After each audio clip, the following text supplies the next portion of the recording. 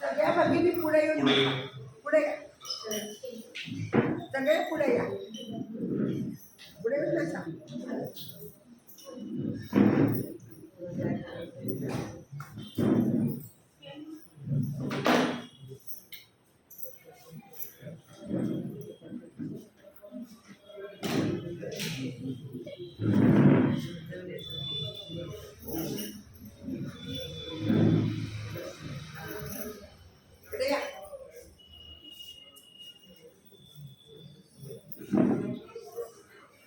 आणि सगळ्यांना नम्र विनंती की आपले मोबाईल सायलेंट मोडवर ठेवावे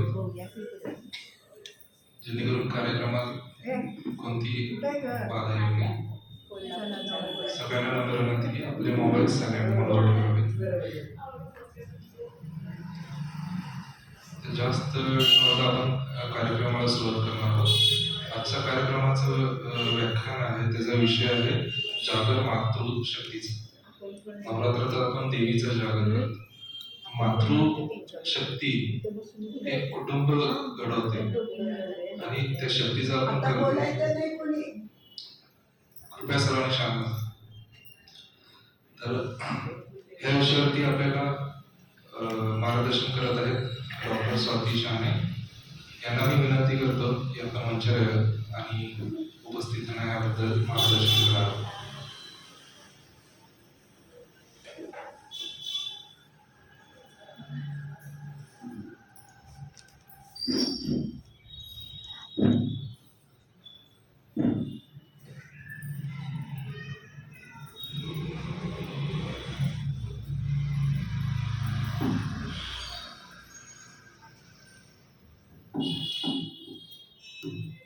सगळ्यांना नमस्कार. सद्गुरू श्री स्वामी समर्थ महाराज, सद्गुरू श्री शंकर महाराज, सद्गुरू श्री शुक्राय महाराज आणि आपण सर्वजण. आज विषय घेतलाय तो जागर मातृशक्तीचा. बऱ्याच वेळेला तर विषयाच्या बाबतीत मला थोडी असं विचार करत असते की यावेळेला काय घ्यावं आणि एक्झॅक्टली जे गरजेचं असतं तो विषय शुभताईंच्याकडून देतो आणि त्या एक्झॅक्ट तोच विषय देतात की जो विषय आत्ताच्या काळाला अनुसरून आहे. कारण प्रत्येक वेळेला आपल्या आध्यात्मिक चर्चा पण भरपूर होतात, अध्यात्माबद्दल आपल्याला जाणून पण बरंच घेता येतं, पण आपल्या रोजच्या आयुष्यामध्ये ज्या गोष्टी लागतात त्या गोष्टींसाठी त्यांनी मला सांगितले की तू शक्यतो तरी या गोष्टीवरती प्रिपरेशन कर. तर जागर मातृशक्तीचा, जागर हा शब्द कशाला वापरतात? जागर म्हणजे जागरूकता, जागर म्हणजे जागरण, वैचारिक जागरण. आता जागरण आपल्याकडे आपण म्हणतो ना जागरण गोंधळ वगैरे, ते सुद्धा कन्सेप्ट असाच होता की ते लोक येऊन तुम्हाला जागर करायचे, ज्या गोष्टी तुम्हाला माहित नाहीयेत त्या सांगायच्या. आता मातृशक्तीचा जागर घ्यायचा आहे तर असं कोणी वाटू नका. मातृशक्ती म्हणजे सृजनाची शक्ती आहे, क्रिएटिव्हिटीची शक्ती आहे, जी पुरुषांमध्ये पण आहे आणि स्त्रियांमध्ये पण आहे. आपण त्याला म्हणताना मातृशक्ती म्हणतोय याचा अर्थ ममत्व पुरुषांमध्ये नसतं अशातला भाग नाहीये. तर मातृशक्ती पुरुषात पण आहे आणि बाईत पण आहे. फक्त सृजनाची क्षमता तिला दिलीये, क्रिएटिव्हिटी तिला दिलीये म्हणून आपण त्या गोष्टीवरती जास्त फोकस करतो की मातृशक्ती म्हणलं की स्त्री, पण असं नाहीये. तर या गोष्टी दोन्हीमध्ये पण आहे. त्यामुळं जे मी आज बोलणार आहे ते आपल्या डाव्या आणि उजव्या दोन्ही बाजूकडे आहे. त्यामुळं आणि याच्यामध्ये आजचा जो कंटेंट आहे तर त्या कंटेंटमध्ये आपल्याला विषय असा घेतलाय आपण की जी लहान मुलं आपण आता सांभाळतो, मातृशक्ती म्हणलं की मूल आलं, मुलाशिवाय मातृशक्ती नाही. मूल इन द सेन्स जेंडर नाही आहे याच्यामध्ये, मुलगा मुलगी दोन्ही पण आहे. तर मुलं साधारणपणे एक 10 वर्षापर्यंतची मुलं हा एक टप्पा आणि टीनेजर्स हा दुसरा टप्पा. तर आपण आज घेताना या दोनच टप्प्यांवरती घेतोय आणि या 2 टप्प्यांवरती जेव्हा आपण मुलांना मोठं करतोय, सांभाळतोय, त्यावेळेला येणारी आव्हानं, ऍक्च्युअली समस्या म्हणलं की जरा निगेटिव्ह झोन जातो. त्यामुळे आपण समस्या न म्हणता आव्हानं काय आहेत हे बघणार आहे. तर ज्या वेळेला मूल आपल्या समोर बसलेले लोक आहेत त्याच्यामध्ये सगळ्यांना असं वाटतं की आमची मुलं कशी लहानाची मोठी झाली खरंच कळलं नाही. आणि आता घरात एक नातवंड असतं, अख्खं घर त्याच्या भोवती असतं आणि तरी पण असं वाटत असतं की नाही हे व्हायला पाहिजे, हे आपण करत नाहीये. कोणीतरी तिसरंच काहीतरी सांगतं की हे तुम्ही करायला हवं. म्हणजे इतका बदल एका जनरेशन मध्ये आपल्याला दिसतोय की हीच मुलं जी आपण लहानाची मोठी केली आणि आत्ताची जी मुलं आपल्याला लहानाची मोठी करायची त्याच्यामध्ये हा तफावतीचा जो भाग आहे त्याच्यावरती आपण थोडस बघणार आहे. तर यामध्ये आपण मातृशक्तीला रिलेट करतोय त्यामुळं जी माता आहे तिच्या मातेच्या समोर असणारी आव्हानं कोणती आहेत तर त्यामध्ये एक म्हणजे शारीरिक क्षमता, दुसरं म्हणजे करिअर आणि संगोपन, या दोन गोष्टींना बॅलन्स करायचं आहे. सामाजिक दबाव आहे. आता सामाजिक दबाव कसा, 10 जण सांगतात 10 गोष्टी, त्या 10 पैकी 2 गोष्टी बऱ्याच वेळेला परस्पर विरोधी असतात. हे कळत नाही की मी ऐकू तर कोणाचं ऐकू. दुसरी गोष्ट आपल्याला सोशल मीडियावरती, त्यानंतर इंस्टाग्रामवर, व्हॉट्सअपला खूप काही काही येत असतं. मग हेच कळत नाही की याच्यातलं नेमकं कुठलं खरं आहे, कुठल्या गोष्टी करायला हव्यात आणि कुठल्या गोष्टी आपण नाही करायला पाहिजे. दुसरी महत्वाची गोष्ट, सगळेजण म्हणतात की मुलांवरती संस्कार करा, संस्कार करा, संस्कार करा. अरे संस्कार करा म्हणजे काय करायचं, हे बहुतेक जी यंग जनरेशन वाल्या माता आहेत त्यांना कळत नाही की तुम्ही ते करा म्हणताय ते नेमकं काय करायचं आहे. त्यानंतर या सगळ्यांची आणि एक थोडीशी तक्रार असते की मला माझ्यासाठी वेळच मिळत नाही. या सगळ्यामध्ये हा म्हणजे हा आव्हानाचा भाग आहे की स्वतःसाठी वेळ मिळत नाही. आणि काही अंशी किंवा बऱ्याच घरांमध्ये कुटुंब किंवा समाजाकडून जी अपेक्षित साथ असते ती मिळत नाही. तर जेव्हा जी आपण पहिला एज ग्रुप बघतोय आता, तर या एज ग्रुप मधली मुलं जेव्हा आपल्याला लहानाची मोठी करायची तर त्यावेळेला येणारी ही आव्हानं आहेत जी आता सध्या आपल्याला जाणवतात. तर याच्यावरती आपल्याला नेमकं आपण आपला ठरलेला पायंडा आहे की आपण प्रॉब्लेम ओरिएंटेड जाणार नाही आहोत, आपण सोल्युशन ओरिएंटेड जाणार आहोत. शुभाताईंचं पहिलं सांगणं आहे की आपल्याला सोल्युशन्स पाहिजे. प्रॉब्लेम सगळ्यांना माहीत आहेत, आपल्याला सोल्युशनवर फोकस करायचं. तर याच्यामध्ये एक पहिली गोष्ट काय आहे की स्वतःसाठी वेळ मिळत नाही असं म्हणणं असतं, तर तो आपल्याला थोडासा जाणीवपूर्वक काढावा लागणार आहे. कशासाठी की आरोग्यदायी सवयी आपल्याला स्वतःसाठी अंगीकाराव्या लागणार आहे. अर्थात ही गोष्ट फक्त नवमातांसाठी नाहीये, की ओव्हरऑल सगळ्यांसाठी आहे की आरोग्यदायी सवयींसाठी आपल्याला वेळ काढावा लागणार आहे. बऱ्याच वेळेला सगळ्यांचं म्हणणं असतं मला अजिबात वेळ नाहीये. मी फक्त त्यांना एक रिक्वेस्ट करेल की तुमच्या मोबाईलमध्ये जावा आणि तुमचा स्क्रीन टाइमचा जो एक सिम्बॉल असतो ना, तो स्क्रीन टाइम फक्त चेक करा, तुम्हाला कळेल तुमच्याकडे किती वेळ आहे. ज्या वेळेला आपण आपल्या स्क्रीन टाइमचा वेळ बघतो त्यावेळेला आपल्याकडे हातात अवेलेबल असणारा वेळ आपल्याला तो स्क्रीन टाइम सांगतो की हा एवढा वेळ तू माझ्यासाठी दिलाय. याचा अर्थ आपण स्वतःसाठी अर्धा तास काढू शकत नाही अशातला भाग नाहीये. तर जाणीवपूर्वक ही एक गोष्ट करावी लागणार आहे की आपल्याला स्वतःच्या आरोग्यदायी सवयींसाठी अर्धा तास काढावा लागणार आहे. त्यामध्ये हलका व्यायाम असेल. बऱ्याच वेळेला तर ज्या यंग माता आहेत त्यांना मी सांगते मला माझ्या आवडीचं काही करता येत नाही अशी एक छोटीशी खंत असते त्यांच्या मनामध्ये. पण खूप वेळेला असं होतं मला काय आवडतं हेच मला माहित नाहीये.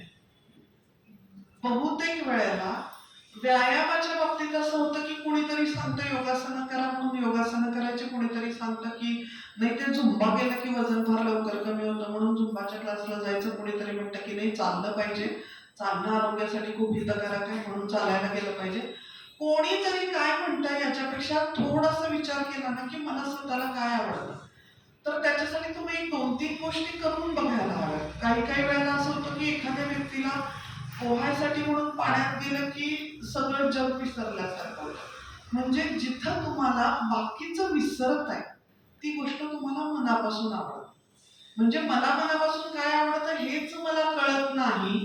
जर मला मनापासून आवडतं हे मला कळालं तर मी ती गोष्ट मनापासून करते आणि त्याच्यात सातत्य राहतं. त्यामुळं कुठलीही गोष्ट असू दे, अर्धा तास तुम्हाला स्वतःसाठी जो द्यायचा आहे, मला माझ्यासाठी वेळ मिळत नाही तर हा वेळ माझा आहे. आणि जर समजा तुम्ही सकाळी उठून फिरायला जाताय, तुम्हाला फिरायला जाताना फार छान वाटतं, आल्यानंतर मला फ्रेश वाटतंय, ती गोष्ट मला आवडते.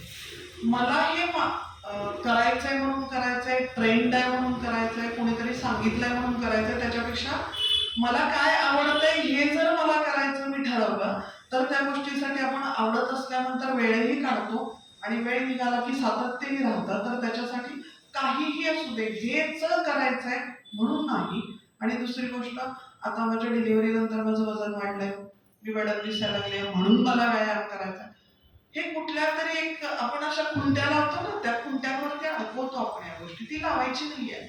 मला हे करतानाच माझ्या आवडीसाठी करायचंय, त्याच्यासाठी मला पहिल्यांदा माझी आवड तपासायची आहे. माझी आवड जाणून घेतल्यानंतर मी करणार आहे, मग त्याच्यामध्ये माझं सातत्य राहील आणि जे मी करते त्यातून मला आनंद मिळेल. मला हे करायचंय, मला डॉक्टरांनी सांगितलंय म्हणून करायचंय, त्याच्यापेक्षा मला हे आवडतंय म्हणून करायचंय. या पद्धतीने जर आपण गेलो तर आपण आपल्या आरोग्यासाठी आणि आरोग्यदायी सवयीसाठी वेळही काढू आणि आपल्या आरोग्यावर आपलं लक्ष राहील. आणि ज्या वेळेला तुम्ही स्वतः हेल्दी लाईफस्टाईल, आरोग्यदायी म्हणण्यापेक्षा हेल्दी लाईफस्टाईल फार लवकर कळतं आपल्याला, तर हेल्दी लाईफस्टाईल जेव्हा तुम्ही अंगीकारता त्यावेळेला आपोआपच जे आपण संस्कार संस्कार संस्कार म्हणतो ना, हे संस्कार दुसरं तिसरं काही नाहीये. आपण काय करतो, आपण काय वागतो, आपली दिनचर्या काय आहे हे बघून मूल शिकणार आहे आणि त्याप्रमाणे आपोआप. आता जर तुमच्या घरामध्ये गणपतीच्या 8 दिवस 10 दिवस रोज सकाळ संध्याकाळ आरती होतीये, तर त्या 2-2.5 वर्षाच्या मुलाला तुम्हाला आरती कधीही पाठ करायला सांगावी लागणार नाहीये, ती त्याची आपोआप होणार. ज्या वेळेला तुम्ही रोज संध्याकाळी तिथं समोर देवासमोर दिवा लावल्यानंतर तुम्ही त्या मुलाला हाक मारा नका मारू, तुम्ही जर मोठ्याने रोज शुभम करोती म्हणत असाल तर त्या मुलाचं ते आपोआप पाठ होणार आहे, त्याला ते आपोआप कळणार आहे की संध्याकाळी दिवे लागण झाल्यानंतर आपल्याला ही गोष्ट म्हणायची असते किंवा ही म्हणतात. म्हणजे संस्कार ही क्लासला घालून करायची गोष्ट नाहीये, संस्कार ही सांगून करायची गोष्ट नाहीये, संस्कार ही आपल्या वागणुकीतून पुढे जाणारी गोष्ट आहे. त्यामुळं पहिल्यांदा तरी ज्या ज्या आहे ना, बऱ्याच वेळेला तर हल्ली मी चाइल्ड रिलेटेड काम करते, त्यामुळं ज्या नवमाता आहेत किंवा ज्या आज्या आहेत त्यांना मी एक गोष्ट सांगते की आपण लहान मुलाशी बोलताना काय करतो, म्हणजे माझे दीर पण खूप चेष्टेनं कधी कधी म्हणायचे की अले काका आला का तुला बघायला, अले अले अले काका ला, मग काकाने काय आणलं तुला, बिस्किट नाही आणलं. म्हणजे काय करतोय आपण हे? त्या मुलाला काहीच कळत नाहीये. तुम्ही त्या काकाला जे ऐकवायचंय ते तुम्ही मुलाशी बोलत ऐकवताय. मग त्याच्यापेक्षा सगळ्यात चांगला उपाय आहे, त्याला तुम्हाला खेळवायचंय, त्याच्याशी बोलायचंय, कारण बोलल्याशिवाय मूल बोलतं होत नाही. मुलांचा भाषेचा स्टोरेजचा भाग, आपल्या मेंदूचे 2 राईट आणि लेफ्ट असे 2 भाग आहेत. तर एका भागामध्ये पहिल्यांदा भाषेचे शब्द साठवले जातात आणि जेव्हा त्याला बोलायला जो भाग आहे तो उशिरा विकसित होतो, तो उशिरा बोलतो, पण शब्दसंग्रह चालू असतो, त्याच्यावर साठवणं चालू असतं. मग त्यावेळेला तुम्ही त्याच्याशी बोलताना एखादं स्तोत्र जर म्हणला रोज, तर ते शब्द त्याच्या मेंदूमध्ये आपोआप साठवले जातात आणि त्यावेळेला तुम्ही तो बोलायला लागेल ना, त्यानंतर तुम्हाला एक्स्ट्रा एफर्ट्स घ्यावे लागणार नाहीयेत की तुला हे स्तोत्र पाठ करायचं. एका ठिकाणी असा प्रयोग झालेला होता की ती जी प्रेग्नंट बाई आहे तिला झोप यायची नाही आणि बऱ्याच वेळेला असं होतं की झोप येत नाही. मग त्यावेळेला तिच्या घरातली तिची आजी, तू पड ग, मी इथं बसून पोथी वाचते, मी इथं बसून रामरक्षा म्हणते. संध्याकाळी तिला झोप येत नाही म्हणून आजी रामरक्षा म्हणायची. डिलिव्हरी झाल्यानंतर 4-5 दिवसानंतर रात्री बाळ रडायला लागलं, ते शांत होईना, आजीनं रामरक्षा म्हणाली आणि तो झोपला. म्हणजे बघा किती आपसूक ह्या गोष्टी ट्रान्सफर झाल्या. सांगायचा मुद्दा हाच आहे की आपण जे नुसतं म्हणतोय ना संस्कार, हे सहजही जातात. त्याचा प्रवाहासारखे ते पळत राहतात पुढे. फक्त त्यासाठी आपल्याला जाणीवपूर्वक प्रयत्न करावा लागणार आहे. आणि आपल्याला हे माहित आहे की आत्ताच्या ज्या माता आहेत त्यांना त्यांच्या करिअरमध्ये आणि त्यांच्या रोजच्या ह्याच्यातून वेळ मिळत नाहीये. मग ज्यांना शक्य आहे, खूप वेळा आपण म्हणतो ना की मला काय करावं, माझी फार इच्छा असते पण मला काही करता येत नाही. तुम्ही काही करू नका. रोज फक्त मोठ्याने तुम्ही जी स्तोत्र रोज म्हणता, मनात म्हणता, ज्या वेळेला घरात लहान मुलं आहे ना त्यावेळेला तुम्ही ती स्तोत्र फक्त मोठ्याने म्हणा. ती पूर्ण स्तोत्र ती मूल कधी अंगीकारेल, कधी त्याला पाठ होईल आणि कधी त्या गोष्टी त्याच्या अंगवळणी पडतील आपल्याला कळणार. तर संस्काराचा मुद्दा असा आपण पुढे नेऊ शकतो. स्वतःला साठी जो वेळ काढायचा आहे हा मुद्दा आपण काढू शकतो. मुलांना हा जो शब्द मी वापरणार आहे तो मूल म्हणजे मुलगा आणि मुलगी दोन्हीसाठी असणार आहे. आपल्याला मुलांना जाणीवपूर्वक सवयी लावाव्या लागणार आहे. त्या कुठल्या? पहिली गोष्ट घरकामात मदत करणे. छोटं बाळ असेल, 6-7 वर्षाचं असेल, त्याला दूध दिलंय तुम्ही फुलपात्रामध्ये, त्यानं पिलंय, त्याचा ग्लास त्याला जागेवर ठेवायला लावणं, ही सवय आपण लावू शकतो. ती सवय त्यानं ती कंटिन्यू करावी यासाठी त्याला आपण शाबासकी देऊ शकतो, कौतुक. कारण आता काय आहे, आपण तणावमुक्तीच्या वेळेला बघितलं आपल्याला डोपामाइनची गरज असते. डोपामाइनसाठी आपल्याला रिवॉर्ड्स लागतात. गेम का खेळतात तर गेम खेळण्यामागचं मानसशास्त्र, मी आता मानसशास्त्राचा अभ्यास करतेय म्हणून तुम्हाला सांगते. तर त्याच्यासाठी मानसशास्त्राने खूप मेहनत घेतली आहे की ही गेम तुम्ही कंटिन्यू कशी खेळली पाहिजे. तर त्याच्यासाठी त्यांनी रिवॉर्ड्स ठेवलेले असतात.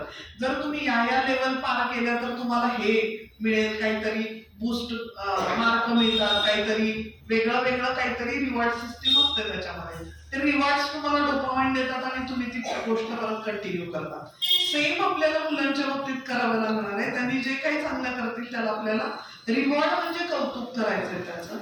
कधीतरी कुणीतरी आलं ना, मी हे खूप घरांमध्ये बघते, घरात येऊन बसलं ना, काय अजिबात ऐकत नाही, हे करत नाही, ते करत नाही, त्याला वाटतं हे माझं कौतुक चाललंय आणि तीच गोष्ट तो कंटिन्युअस करत राहतो. त्यापेक्षा तुम्ही ह्या गोष्टी लक्षात ठेवा. तो जे काही करतो तो खूप शिस्त आहे, भयंकर शिस्तीचा मुलगा आमचा. बाहेर ना आल्यानंतर कधीही त्याची चप्पल इकडं तिकडं दिसणार नाही. तो चप्पल त्याच्या जागेवरच ठेवतो. तुम्ही सांगा ना, या गोष्टी आपण जर सांगत राहिल्या त्याला कळतं, अरे मला हे केलं तर माझं कौतुक होतं. आणि लहानापासून वयस्कर माणसापर्यंत प्रत्येकाला कौतुक आवडतं, प्रत्येकाला आवडतं. मग सगळ्यात चांगली गोष्ट काय आहे, आपल्याला त्यांच्याकडनं जे करून घ्यायचं आहे ना त्याचं कौतुक 4 चौघात करायचं. जरी तो करत नसेल तरीही, जर करत नसेल तरी तुम्ही केलं ना तर त्याला हे कळेल की मला हे करायचंय. त्यामुळं आपोआप ती गोष्ट त्यांच्याकडनं होणार आहे. त्यामुळं आपल्याला त्यांच्याकडून जे करून तो अजिबात अभ्यास करत नाही. आपण 10 वेळा सांगतो परीक्षा तोंडावर आली, वर्ग अजिबात अभ्यास करत. मग त्यांना जर आदल्या दिवशी अर्धा तास अभ्यास केला असेल तर आपण हे सांगू शकतो, काल आलं होतं, एवढे सगळेजण गप्पा मारत बसले होते पण तो अभ्यास करत बसला, माहिती आहे त्याची परीक्षा चालू आहे, तो खूप छान अभ्यास करतो. म्हणायला काय जाते आपल्याला. तुम्ही बघा, टप्प्याटप्प्यांनी त्याच्यामध्ये तुम्हाला 100% सुधारणा दिसेल. पण जे आपण सांगतोय तक्रारी, त्यांना आपल्याला सुधारणा कधीही दिसणार नाही. ज्याला आपण खाद्य देऊन ते वाढणार आहे. मग आपण खाद्य देताना तक्रारींना खाद्य दिलं, तक्रारी वाढतील. कौतुकानं खाद्य दिलं, जे चांगलं करतोय त्याला, तर ते वाढेल. तर ही गोष्ट कामांच्या सवयी लावायच्यात आपल्याला. आयांना सगळ्यात मोठा प्रॉब्लेम हा आहे की त्यांना त्यांचा वेळ पुरत नाहीये. बऱ्याच वेळेला आईने मुलाला काम सांगितलेलं घरातल्या सिनियर्सना आवडत नाही. माझ्या घरामध्ये माझ्या आईने, मी मागे बहुतेक तुम्हाला सांगितलंय, भावाला सांगितलं होतं, एक दिवस मला झाडून काढायला सांगितलं, दुसऱ्या दिवशी भावाला झाडून काढायला सांगितलं. माझी आजी भयंकर रागवली तिला, तुला होत नसेल तर मला सांग, मी करते. भावाला कळलं, चला आपल्याला नाही केलं तरी भागताय. त्यानंतर अजूनही घरकामात त्याची मदत होत नाही. पण तेच जर समजा आपण लहानपणापासून सवय लावली मुलांना, छोटी छोटी कामं करून द्या. भाजी आणली आहे, समोर भाजी ठेवली आहे, त्याला फक्त सांगायचं एकसारख्या दिसणाऱ्या गोष्टींचे तू वेगवेगळे ढीग करून ठेव. त्याच्यानंतर तो ढीग आहे तो जे जे फ्रीज मध्ये ठेवायच्या ज्या बॅग्स असतील त्याच्यामध्ये भर. या गोष्टीमध्ये आपण मुलांची मदत घेऊ शकतो. आणि जर ती मदत घेतली तर सगळ्यात पहिली गोष्ट माझा काहीतरी उपयोग होतो या गोष्टीचा त्याला भयंकर आनंद मिळतो. आपण म्हणतो मुलं एका जागी बसत नाही, आपण म्हणतो आमची मुलं सांभाळणं सोपं होतं, ही मुलं सांभाळणं अवघड आहे, कारण ही मुलं खूप हुशार, खूप जास्त हुशार आहेत आणि त्यांच्या हुशारीला आपण खाद्य पुरवू शकत नाही. हा आपला प्रॉब्लेम आहे, मुलांचा नाही.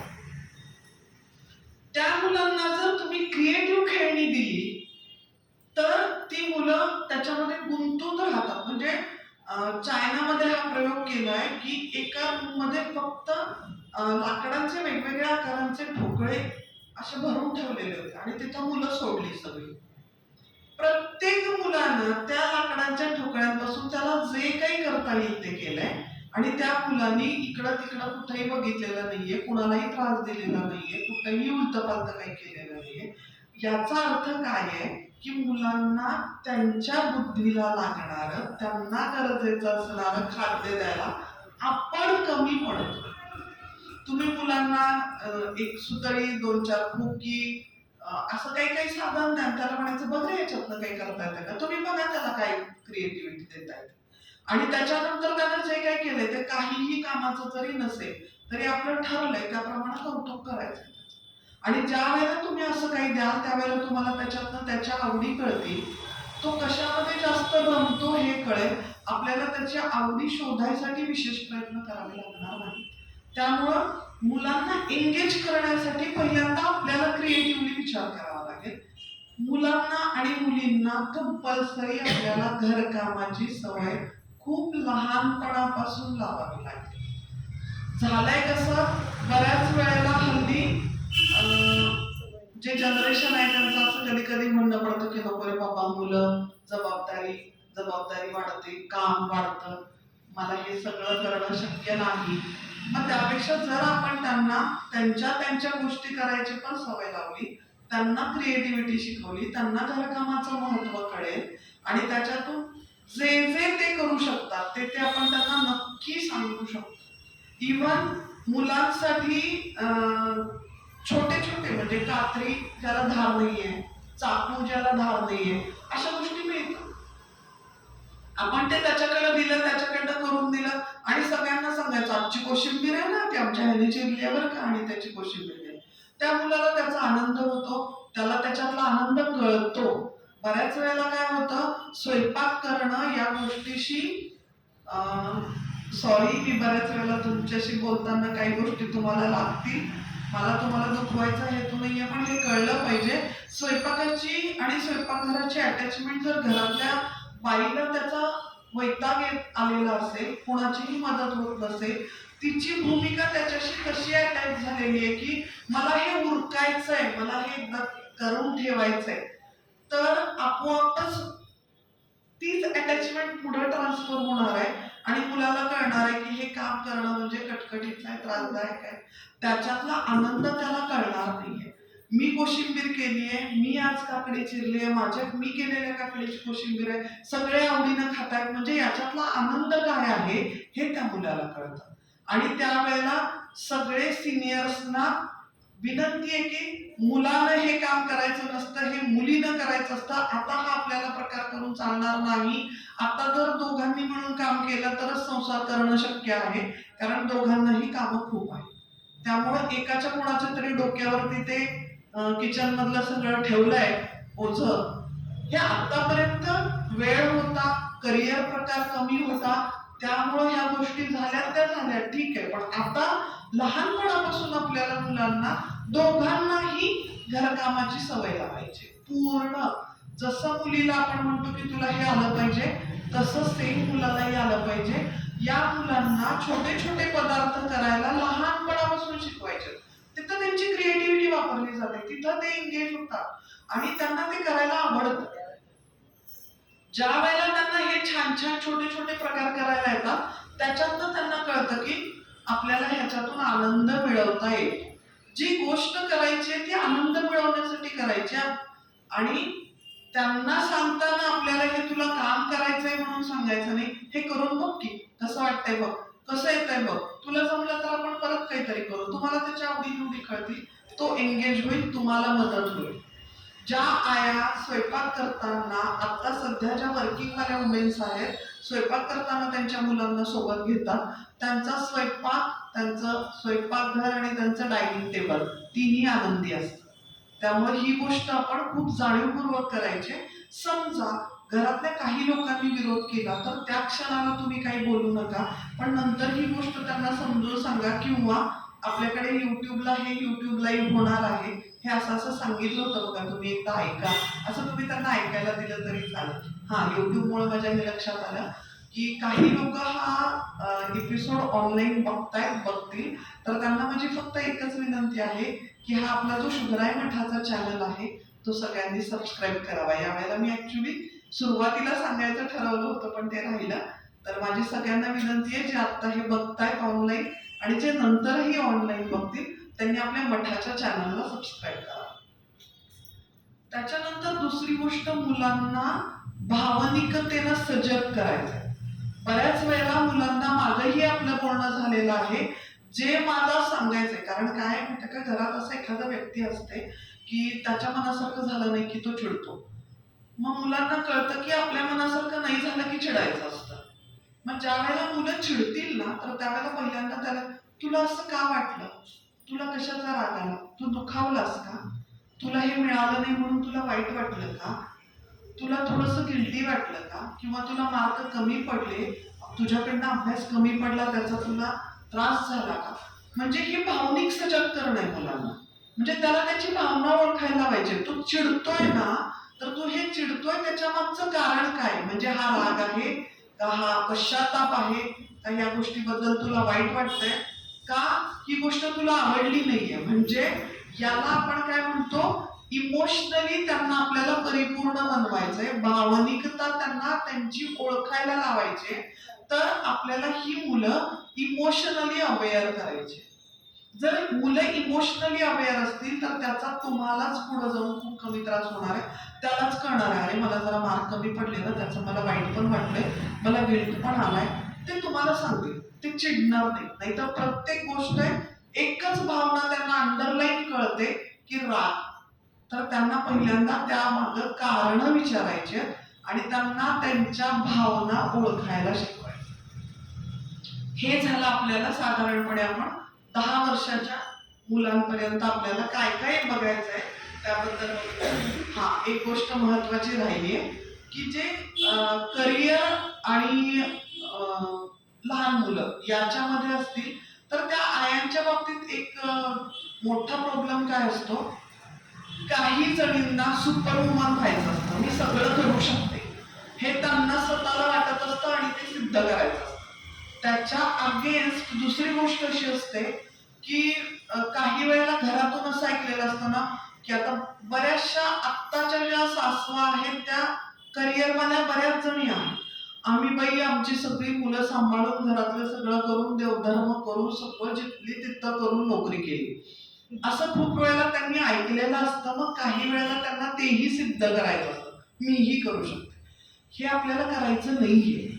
ज्यांनी केलंय त्यांनी सुद्धा काही फार त्यावेळेला पर्याय नव्हता म्हणून केलंय. मग तुमच्याकडे एक पर्याय चांगला काय आहे, तर तुम्ही एक करू शकता, तुम्ही मदत मागू शकता. आपल्याकडे सगळ्यात मोठा प्रॉब्लेम हा आहे की आपल्याला मदत मागता येत नाही. मदत मागता येत नाही. जर तुम्हाला आता समजा मला माहित आहे की उद्या मला 11 वाजता जायचंय, घरात सणवार आहे, मला पूजा करायची आहे, नैवेद्य करायचा आहे, आरती करायची, मग मला जॉबला जायचं. सगळ्यात चांगला उपाय, आदल्या दिवशी बसा, सांगा हे उद्या करायचंय, मला 11ला जायचंय, काय करता येईल बरं. प्रत्येकाला विचारा काय करता येईल, तो तुम्हाला काहीतरी सोल्युशन सांगेल आणि त्या सोल्युशन वाईज तुम्ही मदत घ्या. दुसरी गोष्ट, दुसऱ्या दिवशी 4 वेळा म्हणा, तुम्ही सगळ्यांनी केलं ना म्हणून माझं फार व्यवस्थित झालं, मला 11 वाजता. काय बिघडलं ना, स्वार्थ आहे आपला त्याच्यामध्ये. त्यांनाही मोठेपणा मिळालाय, त्यांच्याकडनं कामही तुम्ही करून घेतलंय, मीच कशी करते आणि मलाच कसं करावं लागतं ही गोष्ट थोडी सोडून दिली तर आपल्याला याच्यातून पर्याय काढता येतो. त्यासाठी खूप चांगल्या पद्धतीनं सासू 4 वेळा म्हणाली होत असती. माझ्या सासूने इकडची गाडी इकडं पण केली नाहीये, 4 वेळा म्हणाली आहे सासू. सुनेला विचार करावा लागतो ना की मी कसं सांगू बाई मला मदत करा म्हणून. त्याच्यापेक्षा जर आत्ता तिला कळलं की मी विचारू शकते मला हे करायचंय, मला 11ला जायचंय, काय करता येईल, तर सासू म्हणेल ना बाई मी हे करते. अगं तुला जायचंय का, नैवेद्याच्या पोळ्या मात्र झाल्या की तू जा, उरलेल्या पोळ्या मी करेल. सासू इझिली म्हणते बरं का, म्हणते. फक्त आपल्याला ती गोष्ट काढून घेता आली पाहिजे, करून घेता आली पाहिजे. यासाठी मदत मागा. नंतर चिडचिड करून आता माझं कसं व्हायचंय, मला 11ला जायचंय, मग ती म्हणणारच आहे ना ग बाई राहू दे मी करते. त्याच्यापेक्षा आनंदानं होईल ना हीच गोष्ट. मदत मागायला शिकलं पाहिजे. मदत चांगल्या पद्धतीनं मागता आली पाहिजे.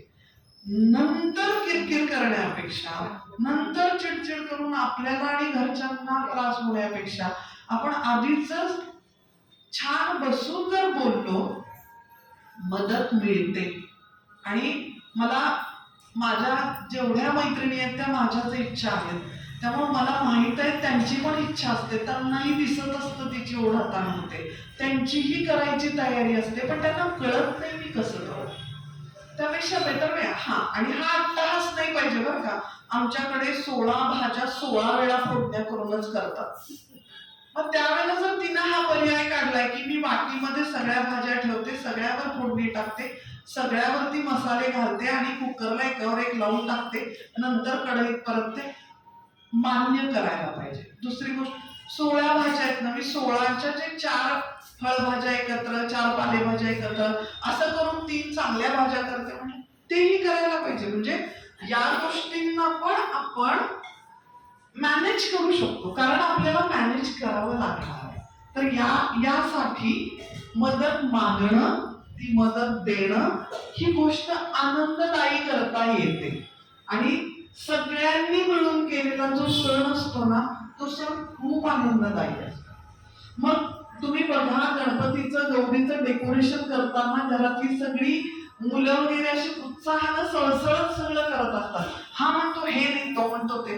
ती गोष्ट आनंददायी असते. सेम प्रकारे स्वयंपाकघर सुद्धा तसं आनंददायी होऊ शकतं.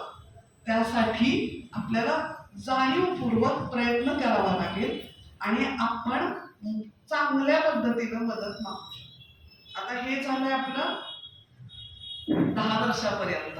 आता टीनेजर नावाचा जो प्रकार असतो ना, टीनेजर कशाला म्हणतात, तर जे आपलं 12 नंतर 13, 14, 15 पुढे टीन लागतं ना, ते 18 पर्यंत 19 पर्यंत लागतं. तर ही जी टीन वाली मंडळी आहे ना, ती खरंच आव्हान आहे बरं का सांभाळायला.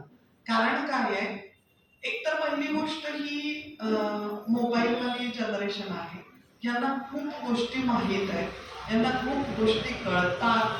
आणि महत्वाची गोष्ट, आपण बोलायला थोडं घाबरायचो, कसं बोलू असं होतं थोडं. मोठ्या माणसांसमोर बोलायला आपली जीभ रेटत नव्हती.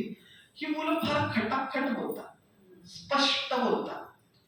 जी गोष्ट आपल्याला कधी माहित नाही म्हणून आपल्याला झेपत नाही, पण त्यांनी पहिल्यापासून त्याच पद्धतीने वागले, ते स्पष्टच बोलतात.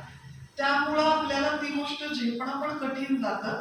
पण ही मुलं सांभाळणं जसं आव्हान आहे ना, तसं ह्या मुलांना जर समजून घेतलं ना आपण, तर ह्या मुलांचं नॉलेज खूप भयंकर आहे, अतिशय हुशार आहे.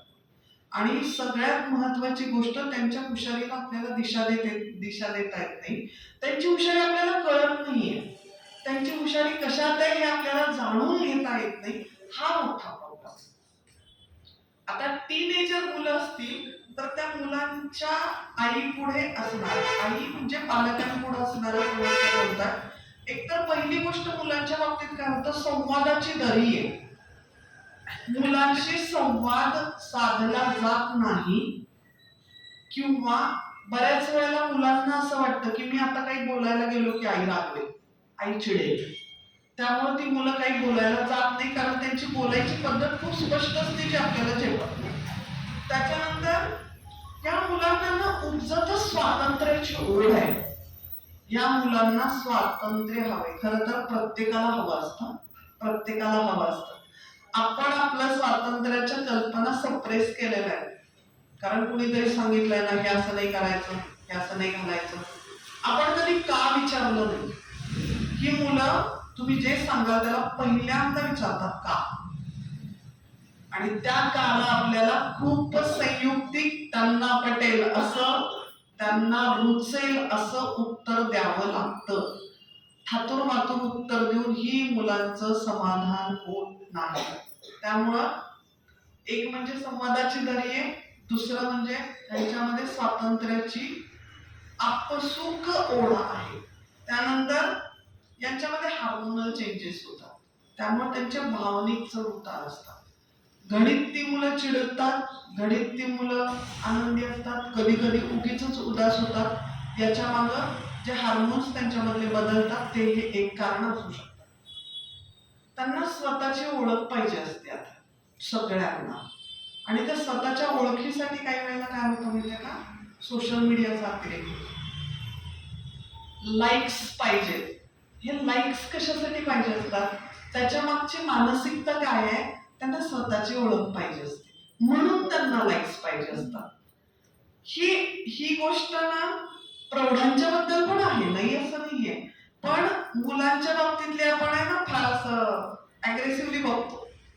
हे खरं तर सगळ्यांच्या बाबतीत आहे. आज आपण मुलांच्या बाबतीत बोलतोय म्हणून, पण लाईक्सची ओढ असणं म्हणजे तुम्ही एखादं काहीतरी फोटो टाकलाय सोशल मीडियाला, त्याच्यावरती लाईक्स आहेत, स्टेटसला लाईक्स आहेत, आपल्याला लाईक्स बघतात सगळेजण.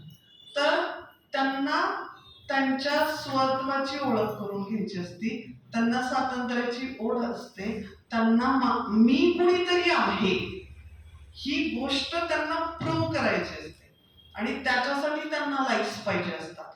मग तिथं आपल्याकडून काय होतं, बऱ्याच वेळेला गल्लत होते आपली, की त्यांना आपण थोडंसं काय म्हणतो नावं ठेवायला जातो, किंवा चुकीचं समजतो काही वेळेला की फारच. पण त्यांचा तो जमाना आहे, त्यांच्या बरोबरची जी सगळी मुलं आहेत त्या मुलांच्या बरोबर जेव्हा ते वागतात ना, त्यावेळेला त्यांना इच्छा असो वा नसो त्या साच्यात घातलंय ना ते, त्यामुळे ते त्या साच्याप्रमाणे होतं. आपल्याला फक्त त्यांना लाईक्स म्हणजेच सगळं काही आहे असं नाही, हे त्यांना आपल्याला समजून सांगावं लागणार आहे. आणि कधी कधी जर खरंच त्यांना चांगलं काहीतरी केलेलं असेल तर आपल्याला पण लाईक करावं लागणार आहे. त्यामुळं आपण लाईक करणं ही सुद्धा एक चांगली पायरी असू शकते, पण ती गोष्ट एका मर्यादेच्या पलीकडे नाही गेली पाहिजे, हे पण आपल्याला त्यांना सांगता आलं पाहिजे. म्हणजे बऱ्याच तरी वेळेला मला असं वाटतं, मुलांसोबत काम करते म्हणून मी बोलतेय की मुलांच्या पेक्षा ना पालकांनाच जास्त प्रॉब्लेम्स आहेत. ती बिचारी फार व्यवस्थित, आणि आपण सरसकट टॅग लावतो, आजकालची मुलं अशीच, आजकालची मुलं तशीच, आजकालच्या सुना. तर बऱ्याच वेळेला आपण समजून घ्यायला कमी पडतो, ही पण वास्तव आहे. आपल्याला त्यावर सुद्धा विचारही करावा लागणार आहे, आणि महत्वाची गोष्ट अंमलबजावणी पण करावी लागणार आहे. बऱ्याच वेळेला ना आपल्याला मुलांना काहीतरी सांगायचं असतं, चर्चा करायची असते, पण त्यावेळेला ना आपण मौका भी और दस्तूर भी असं काहीतरी म्हणतात ना, ते आपण ते बघत नाही. मुलं रागवलेली असताना, चिडलेली असताना, भावनिक असताना शक्यतो चर्चा करायची नाही. कारण ती चर्चा, आपण काय म्हणतो, चर्चा आपल्याला कशासाठी करायची, मार्ग काढायसाठी करायची, त्या चर्चेतनं काही निष्पन्न होत नाही.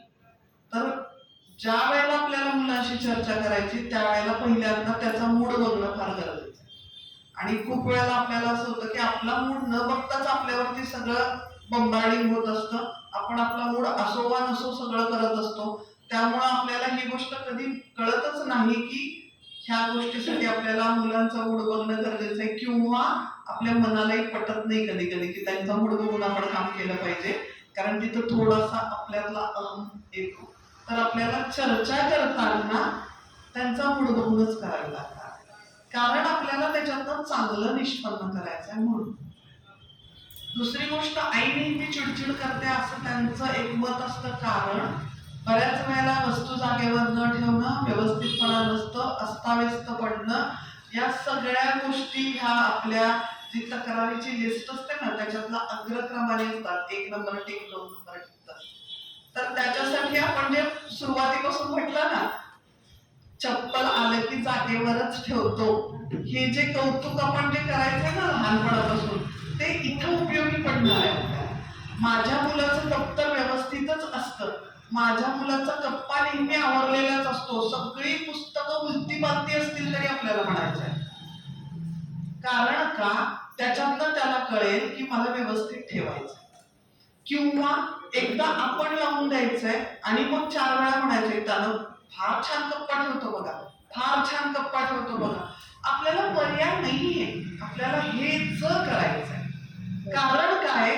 आपल्याला सोल्युशन्स पाहिजेत. आपल्याला नुसतं ही अशीच आहेत मुलं, यांना काहीच साध्य होणार नाही. तर या गोष्टी आपल्याला लहानपणापासून करायच्या. समजा आता आत्ताच्या आपल्या घरातली मुलं टीनेजर्स मधली आहेत आणि ते सगळं अस्ताव्यस्त पडलंय, तरी आपण त्याच्याशी बोलू शकतो. मी काही मदत करू शकतो का? आपण हे आवरू शकतो का? जर त्यानं मदत घेतली. आता याच्यामध्ये एक मुद्दा कुठे आहे तो सांगते. या मुलांच्या बाबतीत त्यांची पर्सनल स्पेस हा एक खूप मोठा मुद्दा आहे, जे की आपल्याला कधी माहीतच नव्हतं आपल्या बाबतीत. ज्याला आपण प्रायव्हसी म्हणतो. प्रायव्हसी हा फार कळीचा मुद्दा आहे मुलांच्या बाबतीत. त्यांना त्यांची प्रायव्हसी डिस्टर्ब केलेली चालत नाही, आवडत नाही. आणि आपल्याला असं असतं, त्यात काय असतंय? आम्हाला तर कधी माहित नव्हतं, आम्हाला तर कधी आमची खोली पण नव्हती, आम्हाला अभ्यासाला सेपरेट जागा नव्हती, मग आमचा नाही का झाला अभ्यास? नाही ना. पण ही मुलं वेगळ्या पद्धतीने वाढली आहेत ना. लहानपणापासून तुम्ही तसे वाढले होता. त्यांना लहानपणापासून त्यांची जागा आहे, त्यांचा कप्पा आहे, त्यांचं आवड आहे, त्यांचा चॉईस आहे. मुलं स्वतःच्या चॉईसनं कपडे घालतात. आपण हे अजूनपर्यंत शंकाच घालतो आपल्या चॉईसना. त्यामुळे हा बदल आहे, आपल्याला मान्य करण्याशिवाय पर्यायही नाहीये. त्यामुळे बेटर वे आपण या गोष्टी ऍक्सेप्ट केल्या तर आपल्याला त्याच्यातनं मार्ग काढता येते. मग त्याला आपल्याला विचारावं लागेल, तुझा कप्पा आवरायला मी तुला मदत करू शकते का? मग तो काय करू शकतो? त्याच्यातलं जे काही त्याला बाजूला काढायचं असेल तो आधीच काढेल ना. मग आपण जर अटॅक केला आणि मी आवडतो म्हणलं तर तो परत बरसणारच आहे. आपण तुम्हाला कोणी सांगितलं होतं हे करायला?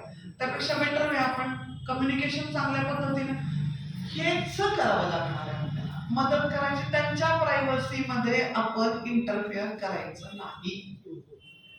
त्यांच्या मोबाईल मध्ये आपण अनावश्यक डोकवायचं नाही. ते रूम मध्ये बसलेले असतील अभ्यास करत तर 4 वेळा काहीतरी कारण काढून जायचं, तो नेमकं काय करतोय बघायचं. या गोष्टी करायच्या नाहीत. कारण ह्या गोष्टी मुलांना आवडत नाहीत, त्यांना कळतं. आणि त्याच्यामुळं ना तुमच्याबद्दलची प्रतिमा त्याच्या मनात निगेटिव्ह तयार होते. त्याला असं वाटतं की तुम्हाला त्याच्यावरती संशय आहे. मग त्याच्यामुळं आपल्या म्हणजे जे विश्वासाचं नातं पाहिजे ना, ते विश्वास तुम्हीच ठेवत नाहीये. आणि मग आपल्याला वाटतं की मुलांचं माझं नातं विश्वासाचं नाहीये. का? त्याला खात्री पाहिजे ना. त्यानं काहीतरी चूक केली तर तुम्ही त्या चुकीवरती त्याला ताशेरे ओढणार नाहीत, असं जर त्यांना माहिती असेल तर तो ती चूक तुम्हाला येऊन सांगेल. नाहीतर तो नाही सांगणार. तुम्ही बरसणार आहे त्याच्यावरती हे तर त्याला आधीच माहित आहे, तर तो ते लपवणारच आहे ना. कुठली गोष्ट केलेली माझ्या घरच्यांना आवडणार नाही हे मुलांना खूप चांगलं माहिती असतं, खूप चांगलं माहिती असतं.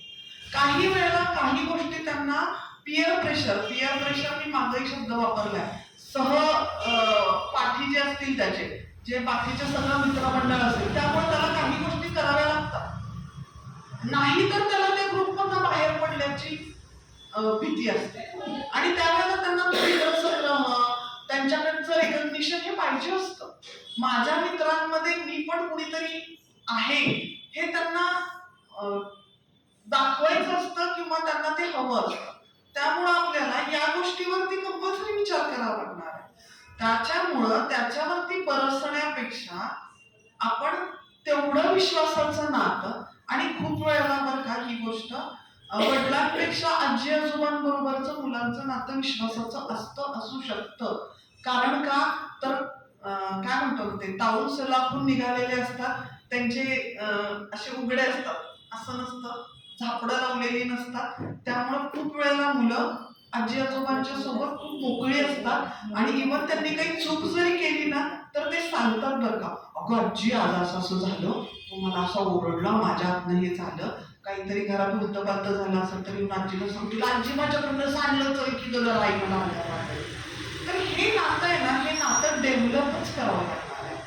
विश्वासाचं नातं मुलांच्या सोबत, आणि ते असंच होणार नाही. आपल्याला वाटतं मुलांचं आणि माझं विश्वासाचं नातं नाही, कसं शक्य आहे? तुम्ही जर जाऊन त्याच्या मोबाईलमध्ये डोकवत असाल, तुम्ही त्याच्या रूममध्ये 4 वेळा काहीतरी काढून जात असाल, तुम्ही जर त्याची प्रायव्हसी डिस्टर्ब करत असाल, तर तुमचं आणि त्याचं नातं विश्वासाचं राहणार नाही.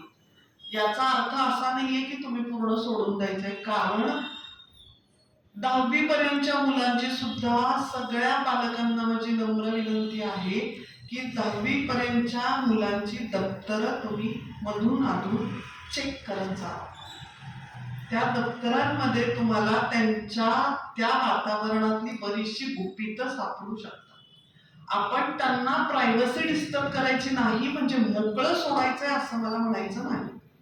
पण खूप वेळेला मागे एक केस अशी झाली होती, सोलापुरातली नाहीये, मुलाच्या दप्तरामध्ये नंतर लक्षात आलं की मुलगा व्यसनाच्या अधीन गेलेला आहे, आणि त्याच्यानंतर ज्या वेळेला काउन्सिलिंग झालं त्यावेळेला त्यांना म्हटलं की तुम्हाला कधी त्याच्या दप्तरात आक्षेपार्ह काही सापडलं नाही का? काहीतरी झाडाच्या मुळ्यांसारखं वगैरे काहीतरी होतं, आम्हाला कळलं नाही ते काय आहे ते. तर तो गांजा होता त्याच्या दप्तरामध्ये, जे की आई वडिलांना कळलं नाही आहे. आणि ज्या वेळेला मग ती व्यसनाधीन होतात त्यावेळेला कळतं पालकांना की, आणि ना याच्यामध्ये त्या मुलाचा दोष नाही का, कारण त्याला माहीतच नाहीये. जर त्याच्या दप्तरात दिसून तुम्हाला कळत नाहीये की अंमली पदार्थ येतो, तर ते त्या लेकराला काय कळणार आहे? त्यामुळं आपल्याला जागरूक राहावं लागणार आहे, लक्ष द्यावं लागणार आहे, पण जासूसी नाही करायची. जासूसी म्हणून करायचं नाहीये. आपण फक्त त्याच्या वेलबिंग साठी बघणार आहे की काही गोष्टी आपल्याला काही दिसतात का, काही आढळतात का. आपल्याला चौकस राहायचंय, पुन्हा एकदा जासूस नाही व्हायचंय. त्याची प्रायव्हसी डिस्टर्ब करून आपल्याला काही नाही करायचंय. याचा अर्थ तो काय करतोय त्याच्याकडे आपलं लक्ष नाहीये असं पण नाहीये. आणि तेवढा मोकळेपणा पाहिजे संवादांमध्ये की तू त्याच्या आयुष्यात जे घडतंय ते तो तुम्हाला सांगेल. कधी कधी मुलांचं म्हणणं पूर्ण ऐकून घेतलं जात नाही. मुलं बोलायला लागल्यानंतर त्याचं वाक्य अर्ध्यातनं कट करून आपण पुढे बोलायला जातो. असं खूप ठिकाणी होतं, खूप वेळा होतं. तर त्याचं पहिल्यांदा म्हणणं पहिला ऐकून घेतलं पाहिजे. आपण ऐकायच्या भूमिकेत असलो तरच मुलं पण ऐकायच्या भूमिकेत असणार. तुम्ही ऐकायच्या भूमिकेत नाहीये, तू लहान आहेस तू ऐकलं पाहिजे म्हणजे तर नाहीच ऐकणार. कारण मी म्हणलं ना, व्यक्ती स्वातंत्र्य, मी कुणीतरी आहे ही भावना त्यांच्यामध्ये आहे, उपजत असते. आपली सप्रेस झाली होती, त्यांची सप्रेस झालेली नाही, त्यामुळे ती तशी असणार आहे. त्यांचं ते व्यक्तिविशेष आहे, त्यामुळे आपल्याला त्याचा सन्मान करावा लागणार आहे आणि तो मनापासून करायचा आहे. त्यामुळे त्याचं म्हणणं पहिल्यांदा पूर्ण ऐकून घ्या. आणि जर तुम्हाला त्याला काही विचारायचं असेल तर काय म्हणतो आपण त्याला, पोलीस चौकशी करतात ना, तसं नाही विचारायचं, कुतूहल म्हणून विचारायचं. हे तू असं केलं का रे? इव्हन मुलांची आवडणारी गाणी, मुलांच्या आवडणाऱ्या गोष्टी, या गोष्टींमध्ये पण तुम्हाला रस घ्यावा लागणार आहे. खूप वेळेला असं होतं बरं का, मुलांना धंगडधिंग्याची गाणी आवडतात आणि ते अशी मोठ्या आवाजात आवडतात. मग त्याचा जो बेस किंवा बास जे काय असेल ते फुल सोडून त्यांना ऐकायचं असतं. मग त्यावेळेला तुम्ही कधीतरी विचाराल ना, तुला ह्या गाण्यातलं नेमकं काय आवडतं?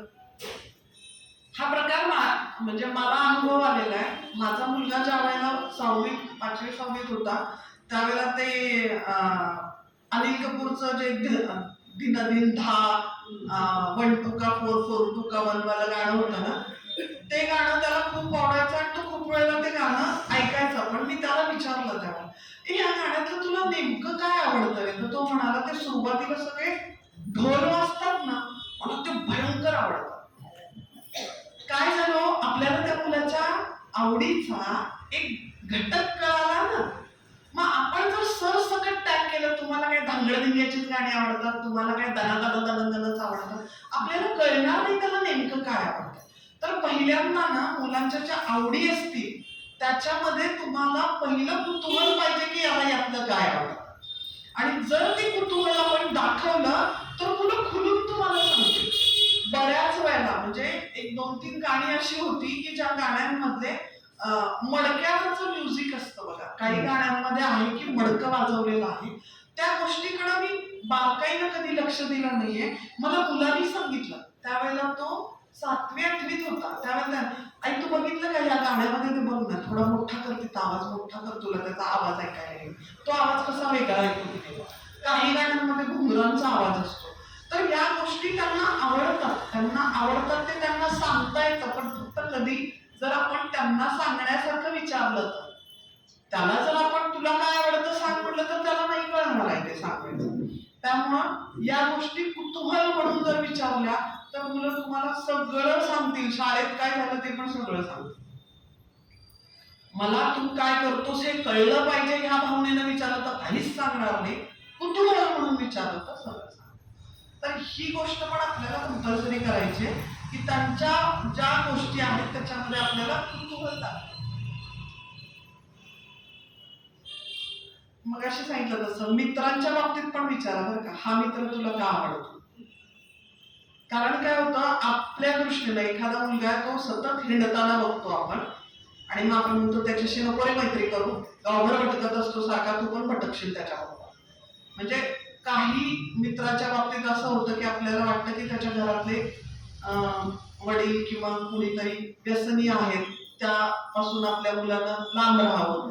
काही मुलांच्या पासून 4 हात लांब राहा असं आपण मुलांना अगदी सांगतो. आणि आपल्या डोक्यात काही मुलं असतात की ह्याच्याबरोबर नको जायला. तर पहिल्यांदा तुम्ही काय करा की त्या मुलाच्या बाबतीत तुला काय आवडतं हे विचार. तर तुम्हाला कळेल की त्याचं नेमकी आवड काय आहे. म्हणजे त्याच्या मित्रांच्या बाबतीत सुद्धा त्या प्रत्येक मित्राच्यातले गुण विचारा, ह्याच्यातलं तुला काय आवडतं. तर त्याला कळेल की मला गुण बघायचे. नाहीतर नाही कळणार त्याला की गुण बघायचे. त्याला काय तो मित्र माझ्या बरोबर येतो, तो मला छान छान म्हणतो म्हणून मी त्याच्याशी मैत्री करतो असं असू शकतं. म्हणजे आपल्याला या गोष्टी कुतूहलानच घ्याव्या लागणार आहेत. तुमच्याशी बोलताना त्याला विचार नाही करावा लागला पाहिजे. ही गोष्ट आजच्या आपण म्हणतो ना मॉरल ऑफ द स्टोरी काय असेल आजची, अंडरलाईन तुमच्याशी बोलताना त्याला विचार करून बोलायची वेळ नाही आली पाहिजे. बघा ना तुम्ही, आपण आपलं जे सगळ्यात जवळचा मित्र जवळची मैत्रीण असते त्याच्याशी बोलताना विचार नाही करत. मग आपण कोणाची गाणी गात असू दे, आपण कोणाला चांगलं वाईट म्हणत असू दे, कधी घरात झालेला काहीतरी प्रसंग आहे, आता ते खूप झालंय मला ते बोलायचंय कुणाशी तरी आपण भडाभडा ज्याच्या समोर बोलतो. ते जे नातं असतं ना ते नातं खरं नातं, ते नातं विश्वासाचं नातं. सेम टाईप मध्ये आज आपण फक्त एक गोष्ट कंपल्सरी करायची की माझ्या घरातल्या मुलांना कुठल्याही वयोगटाच्या माझ्याशी बोलताना विचार करून नाही बोलावं पाहिजे. आणि हे कधी होणार आहे जर तुम्ही त्यांच्या बोलण्यावरती सडन रिॲक्शन नाही दिली तर. आपण काय करतो, त्यांना बोललेल्यावरती आपण सडन रिॲक्शन ती नाही द्यायची. त्यावेळेला पहिल्यांदा ते ऐकून घ्यायचंय आणि त्याच्यानंतर आपल्याला हा विचार करायचा आहे की हे ना असं का केलं, का बोलला. मग त्याच्यावरती तुम्हाला त्याला जे सांगायचं असेल ते नंतर सांगा, त्या क्षणाला नाही. त्या क्षणाला तो जे बोलतोय, मुलं जे काही बोलतात ना ते पहिल्यांदा फक्त ऐकूनच घ्यायचंय आपल्याला. लगेचच त्याच्यावरती आपलं मत प्रकट करायला पाहिजे असं नाही. जर ही गोष्ट आपण काही दिवस पाळली तर आपल्याला पण सवय होते, आपल्यालाही कळतं काही वेळेला बरं झालं बाबा त्यावेळेला नाही बोललो आपण. आणि हे सगळ्यांच्या बाबतीत होतं बरं का. हे मी या वर्षभरात फार प्रकर्षानं मला कळायला लागलं. कारण ज्याला मुफट म्हणतात ना, मनात आलं की बोलून टाकणं, तसा माझा स्वभाव होता. जे मनात जे पोटात ते ओठात, पण त्याचे परिणामापेक्षा दुष्परिणामच जास्त बघितले. आणि ज्या वेळेला या गोष्टी कंपल्सरी स्वभावात आणल्या की त्या क्षणाला बोलायचं नाही. बोलायचं आहे नाही असं नाही, त्या क्षणाला नाही. त्यानंतर ओव्हरऑल सगळ्या रिलेशन मध्ये फरक पडला. ओव्हरऑल सगळ्या, पहिला स्वतःची रिलेशन मध्ये फरक पडला आणि त्याच्यानंतर बाकीच्यांची. तर ही गोष्ट खरोखर 100% युजफुल आहे, ही मी स्वतःवरून सांगते तुला. फक्त एकच बाळगायचं कटाक्षानं, त्या क्षणाला लगेच बोलायचं. आणि जर समजा त्या क्षणाला आपण बोललो तर त्यानंतर 1-2 सेकंद विचार करायचा. कारण 10 मध्ये 2 वेळेला असं होतं की त्या क्षणाला बोललं जातं. त्या क्षणाला लगे मत देऊ नका. मुलांच्या बाबतीत तरी नका. मुलांच्या बाबतीत तरी पहिल्यांदा फक्त ऐकून घ्या. तुम्ही जेवढं ऐकून घ्याल ना तेवढं तुमच्या समोर ते मोकळेपणानं बोलतील. आणि जेवढे ते तुमच्या समोर मोकळेपणानं बोलतील तेवढे त्या मुलं अशी 17 वाटेवर जायचं टळेल. त्या मुलांना जर आपल्याला चांगल्या वाटेवरती कंटिन्युअस ठेवायचं असेल तर आपल्याला त्यांना ऐकावं लागतं. आपण आतापर्यंत काय भूमिकेत होतो की आपण फक्त मोठ्यांचं ऐकलंच आहे. आपण कधी फिरून का प्रश्न विचारलेला नाही. त्यामुळे ही गोष्ट थोडी जड जाते आपल्याला. म्हणजे कधी कधी माझ्या काही मैत्रिणी ऐकतो, आपण काय फक्त ऐकायसाठी जन्माला आलोय का असं म्हणतात. कारण का आधीच्या जनरेशनचं पण फक्त ऐकलंच आहे, नंतरच्या जनरेशन पण फक्त ऐकायचं. त्यामुळे हा एक आपण म्हणतो ना, एक कोपऱ्यात कुठंतरी सण असतो थोडासा, आम्ही काय फक्त ऐकायचंच का. पण त्याचा एक खूप चांगला उपयोग होतो. तुम्ही जर ऐकत राहिला तर तुमच्याकडे खूप जण बोलतात आणि खूप जण बोलल्यानंतर आपल्या ज्ञानामध्ये खूप भर पडतो. त्यामुळे या गोष्टीचा एक खूप चांगला पण उपयोग होतो. त्यामुळं कंपल्सरी आजपासून आपण आपल्या मुलांचं ऐकून घेणार आणि मग त्याच्यानंतर सांगणार, लगेचच होतील. फार लांबवायला नको, मुद्द्याच्या गोष्टी झालेल्या आहेत. मी सगळ्यांनी खूप छान ऐकून घेतलं. खूप खूप धन्यवाद. आणि पुन्हा एकदा यूट्यूबवर जे लोक ऐकतायत त्यांना माझी, अजूनपर्यंत जर त्यांनी लाईक केलेलं नसेल, आणि महत्वाची गोष्ट सबस्क्राईब, आपला शुभराय मठाचा जो चॅनल आहे त्याला सबस्क्राईब करा. त्याच्यावरती दर बुधवारी होणारे चांगल्या कार्यक्रमांच्या पण लिंक पडत जातील. आणि एका चांगल्या वाटेवरती आपण चालत राहू किंवा आपण त्या निमित्तानं जाऊ, त्यासाठी माझी पुन्हा एकदा विनंती आहे की आपल्या मठाचा जो चॅनल आहे त्याला सबस्क्राईब करा. धन्यवाद.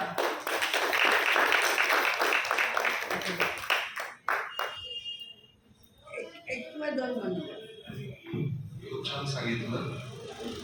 थोडक्यात कुटुंब व्यवस्थापनाचं त्याबद्दल खूप मोठा मोलाचा मार्गदर्शन मिळतं. कुणाला या आजच्या व्याख्यानाबद्दल मनोगत व्यक्त करायचं? 1 मिनिटात सांगायचे. आपण कमी वेळात जास्त बोलू.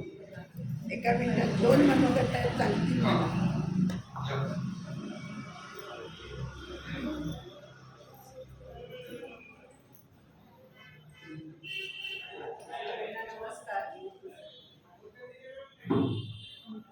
आता ह्या ताईंनी अतिशय मोलाची महत्वाची माहिती आपल्याला दिली आहे. कारण आज नाही म्हटलं तरी प्रत्येकाच्या घरामध्ये मोबाईल लहान मुलं सोडत नाहीत, मोबाईल घेतात आणि आपण त्यांना ओरडतो. हे कायम चाललेलं आहे प्रत्येकाच्या घरात. तर त्यांनी खूप मोलाचे काही शब्द सांगितले. आपणच आई म्हणून शांततेने राहिलं आणि सगळ्यांचं म्हणणं ऐकून घेतलं तर घर पण टिकेल असं वाटतं. खूप छान पद्धतीला. जय शुभराय.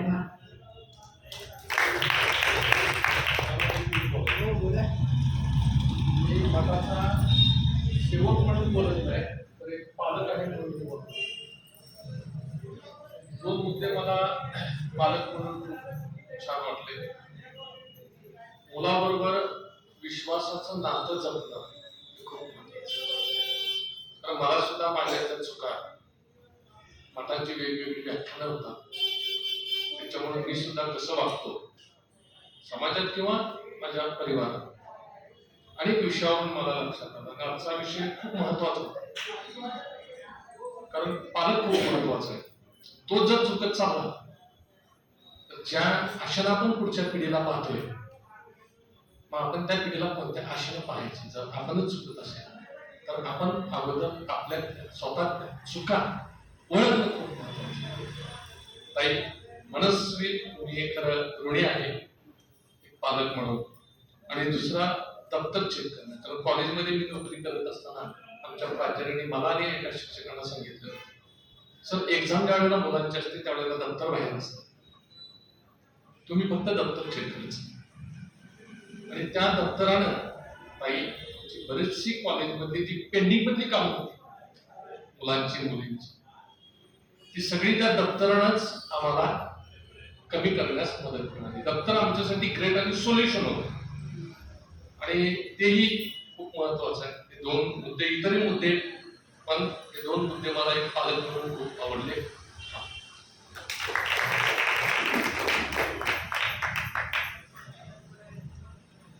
आभार व्यक्त करण्यासाठी माईने बोलवतो.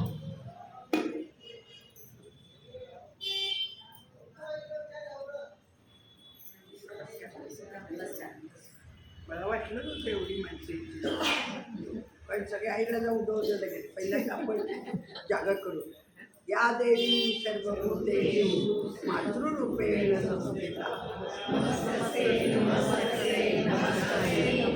या देवी सर्वभूतेषु क्षमारूपेण संस्थिता.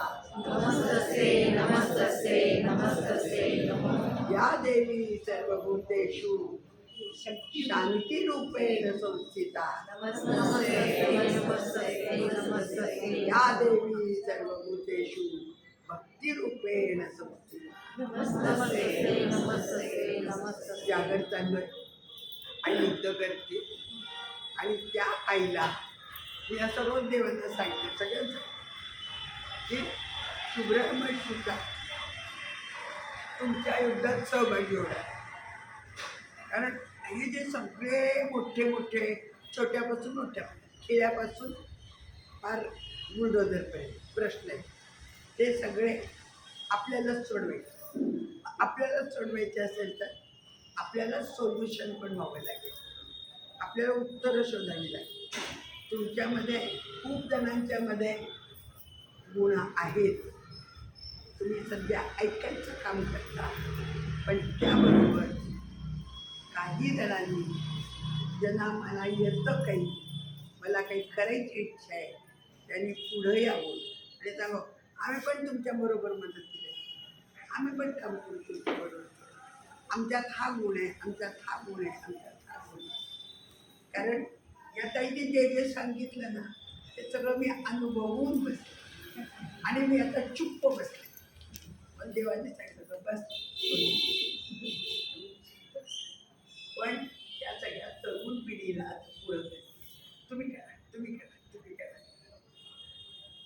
तेच तेच येत राहतं कितीतरी. पण एक उदाहरण सांगते. काल एक फोन केला, त्यांनी सांगितलं मला फक्त आत्महत्या करायला माहिती, बाकी काही करू, बाकी सगळं करा पण मरू नका. जगाल तर खूप काही चांगले वाईट खूप अनुभव आपल्याला याच्यातून मार्ग काढायचा. आणि त्याच्यासाठी हा बुधवार आहे, पांडुरंगाचा वार आहे, आपण निवडलेला वार आहे. कट्ट्यावर बसलाय, हात जोडतो, काही करू काय मला म्हणतो काय काय करायचं ते करा. भवता आपला फक्त कमरेपर्यंत आहे, पुढे या या या या या. छान मजा आहे पुढं, इथून तरी मजा आहे, इथंपर्यंतच भवता आपण. त्यामुळे आपल्याजवळ जे आहे ते देण्यासाठी म्हणजे सांगा मला एक तास वेळ आहे, 2 तास वेळ आहे, 3 तास वेळ आहे, आठवड्यातून वेळ आहे, वेळ द्या. कारण हा मौलिक वेळ आहे, मौलिक वेळ आहे आणि हा वेळाचा खूप मोठा सदुपयोग होणार आहे. आपला जो आपल्याला शांतपणे लागला, त्याला शांत झोप लागते, काय करते त्यात काहीतरी केलेलं असते आणि त्यांची त्याच्यामुळे आपण आता असं आपल्या मनाला रोज विचारू, हे सगळं दर बुधवारी उगाच ऐकवतात. मी काय करू शकतो, मी काय करू शकतो, मला किती वेळ देत आहे, मी काय करू शकतो, याचा विचार करा. अजून आपल्याला टाईम आहे. मी लगेच म्हणत उद्याच्या या आणि 9 नोंदणी करा नाही म्हणत, कारण हा वेळ देण्यासाठीच दिलेला वेळ आहे, हेतू पुरस्सर दिलेला आहे. मला सगळ्यांच्या माहिती आहे, कोणाच्यात काय बोलेल, कोणाच्यात काय कोणाच्यात काय. त्यामुळे कोणाचा विचार करत राहू, आपण काय बोलू शकतो. कारण मठाला येते गरज आहे, खूप गरज आहे. कारण आता माझ्यात काही बदल, तुमच्या आमच्यात काही बदल होणार नाही. तुम्ही आपण कोणीही याच्यातलं कोणी वाईट वागणार नाही. वाईट चांगलं जेवढं वागतं तेवढंच छान. आणखीन थोडं काहीतरी सुधरू पण वाईट वाटणार. गरज येते पुढच्या पिढीला, छोट्या बाळाला, आपल्या घरातल्या त्याच्यासाठी आपण काही करू शकतो, बनवू शकतो. ही हिंमत देणारं हा ऑक्टोबर महिना. ऑक्टोबरच आहे ना, सप्टेंबर पुढचा महिना आता हिंमत देणार आहे. मनुष्य गौरव दिले ते दिसतात आणि मनुष्य गौरव दिले त्या वेळेला त्याच्यासाठी मुली. पण हा मनुष्याला माणूस म्हणून जन्माला आलं, हाच गौरव आहे. हे सांगण्याचा महिना पुढचा आहे, तो आपण साजरा छान करूया. पुढच्या बुधवारी पण बोलला खेळणार. आपल्याला खेळ पण पाहिजे, बोलला खेळणार, पण अर्धा तास ऐकणार, ऐकल्याशिवाय सोडत नाही. त्यामुळे आपण पुढच्या बुधवारी मी फोन करणार नाही, येणार नाही फोन. तुमच्या 4 महिन्यामध्ये नाही बोलली. कुणाला आणायचं असेल तर खिरापत आणू शकतो, काही पण आहे. ओळखायचे ना, मज्जा असते. खिरापत ओळखण्यात खूप मजा असते. त्यामुळे खिरापत ओळखू, खेळू, अर्धा तास ऐकू, मग प्रसाद खाऊन जाऊया. पुरुषांनी पण यायचं, ते पण फुगड्या खेळू शकतात. आणि त्याचं उत्तम उदाहरण म्हणजे शंकर महाराज आणि चंदुकाका दोघं फुगड्या खेळत होते. आणि त्यामध्ये फुलारी जातात तिथं फोटो आहे. त्यांनी विचारलं आता काय फुगड. त्यावेळी शंकर महाराजांनी दिलेलं उत्तर आहे, अरे कधीतरी तो राजा होतो, मी कृष्ण असतो. कधीतरी मी राजा होतो, तो कृष्ण असतो. हे शेवट आपल्याला आयुष्यात काय करायचं आहे, काय मिळवायचं आहे, त्याचं उत्तर आहे. त्याच्यामुळे बोलणं खेळणं. आणि आता आरती करूया, प्रसाद घेऊन असतील.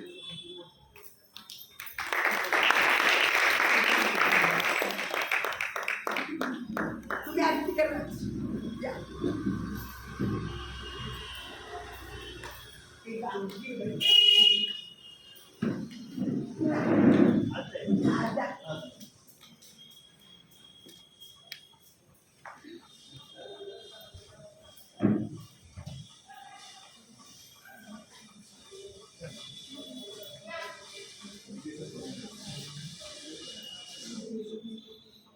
सगळ्यांनी मिळून आरती म्हणा.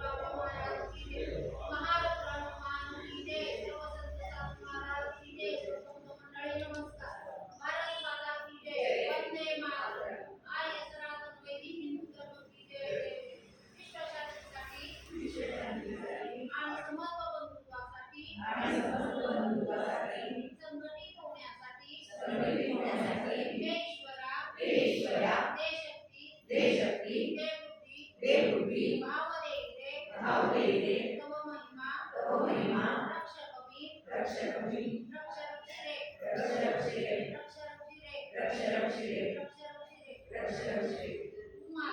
भूमाते गोमाते आणि जलदेवते तुम्ही सुजलाम सर्व गुणांनी युक्त नवविधा भक्तीने युक्त होण्यासाठी सातत्याने हजारोंच्या संख्येने रामकृष्ण हरी आणि जगदंबेला जन्माला घाला